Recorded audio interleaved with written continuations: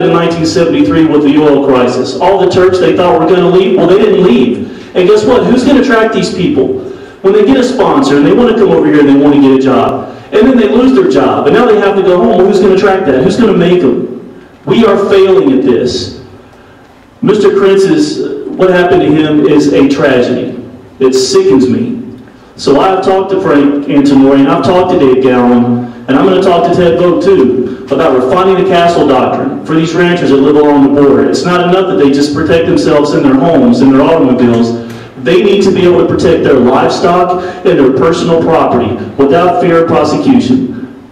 We have to take matters into our hands. The government, if we wait on them to act, we're going to be waiting a long time. The military needs to be involved with the situation simply because this is a national security issue. This is not just, a poor guy wanting to come make a better life for himself. We've had terrorists cross our southern border.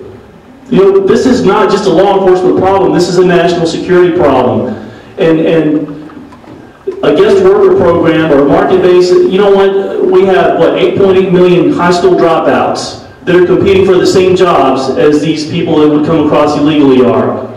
Wages have gone down for the high school dropouts because of the illegal immigration, because of the people who are receiving jobs that aren't supposed to be here. We need to make sure E-Verify is law permanently. We need to go after employers who hire these people knowingly. And then if we do this, attrition will result.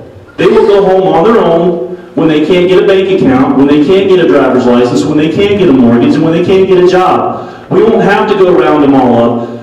They'll go home on their own. But this theory that they're going to assimilate into our society, they're going to spend their money here, they don't. Last year, Banco de Mexico received $25 billion from people in our country illegally. We can't just say, well, we got to have a market-based immigration. I disagree with that. No amnesty, none of these things. Enforce the law. Let's have a moratorium on immigration. 2-week visas, that's it. We got to get control of this problem before we can start looking at ways to fix it. We got to control the problem first. Go ahead, Jesse. You sure? Go ahead. Nice boys. Due to some pretty horrific budgets that have been passed in this state in the past, we have a $2 billion budget shortfall right now. Well, it costs us $2 billion as a state every single year.